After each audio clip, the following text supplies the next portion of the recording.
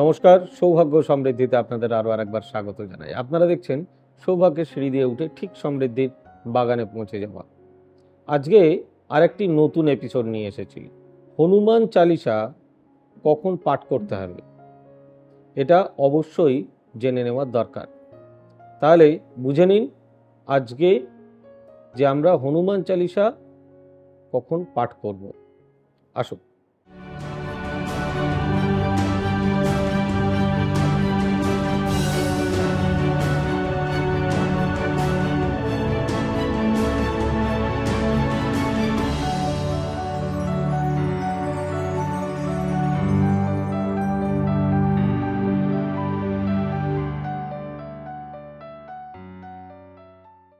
হনুমান চালিসা পাঠের সেরা সময় এটাই।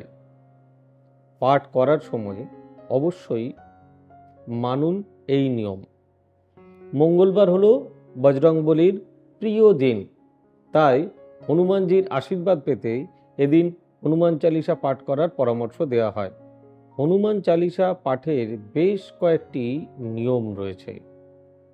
কী সেই নিয়মগুলো, কিভাবে হনুমান চালিসা পাঠ করবেন এবং তার উপকারিতা সম্পর্কে বিশদে আমি এখনই আপনাদেরকে বলবো। অতএব আপনারা বিশদে এখনই সমস্ত ব্যাপারটা জেনে নিন। হিন্দু ধর্ম অনুসারে সপ্তাহের এক একটি দিন এক একজন দেবতার উদ্দেশ্যে নিবেদিত।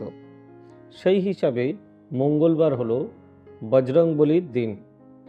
সংকটমোচন হনুমানের আরাধনা করলে তার কৃপায় সব বাধা দূরে সরে যায় ও মনের জয় ঘটে। মনের কাটানো সমস্ত কিছু বিপদ সেগুলো চলে যায়।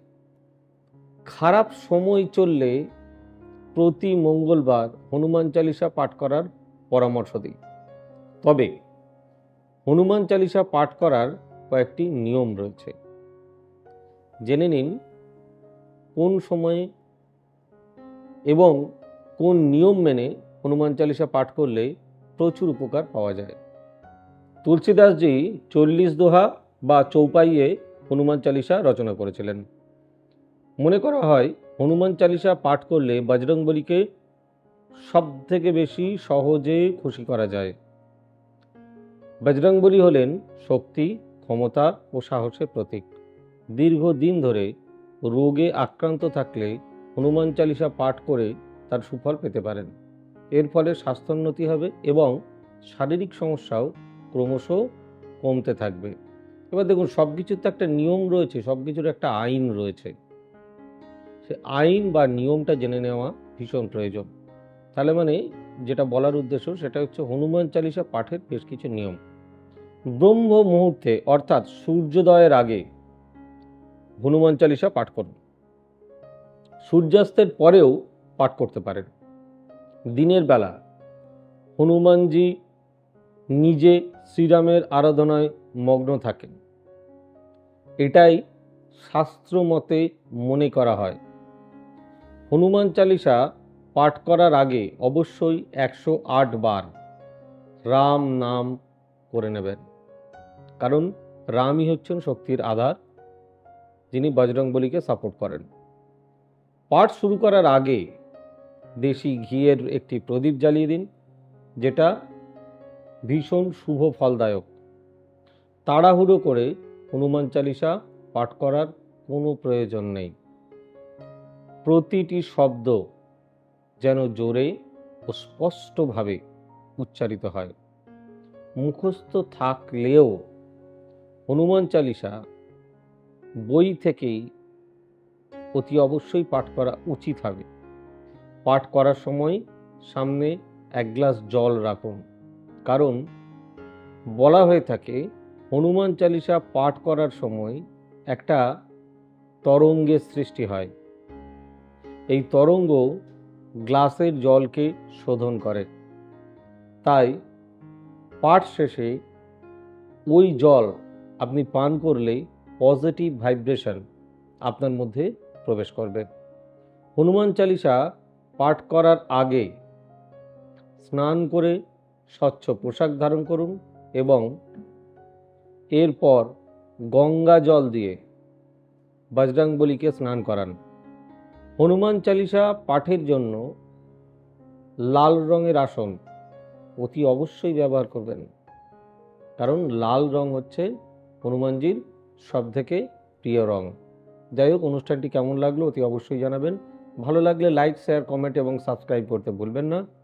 আর আমাদের অফিসিয়াল ওয়েবসাইট www.astrosaব্যসাচী.com, আর আমাদের বুকিং নাম্বার 9830240199, 8335012267, 9830006733 এবং 9830092045। সবাই ভালো থাকুন, সুস্থ থাকুন। দেখা হচ্ছে ঠিক আগামী পর্বে। God bless you. Bye bye. নমস্কার। এবার থেকে সব্যসাচী ব্যানার্জিকে পাওয়া আরও সহজ। আপনারা অনলাইন বুকিং করতে পারেন একটা সুন্দর নাম্বার দিয়ে, 9734454545। আপনারা পাবেন ফেসবুক, ইউটিউব এবং ইনস্টাগ্রামে।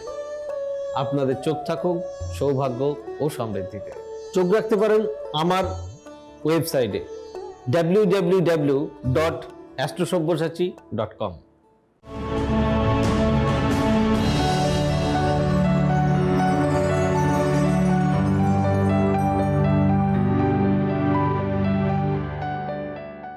নমস্কার, আমি সব্যসাচী ব্যানার্জি।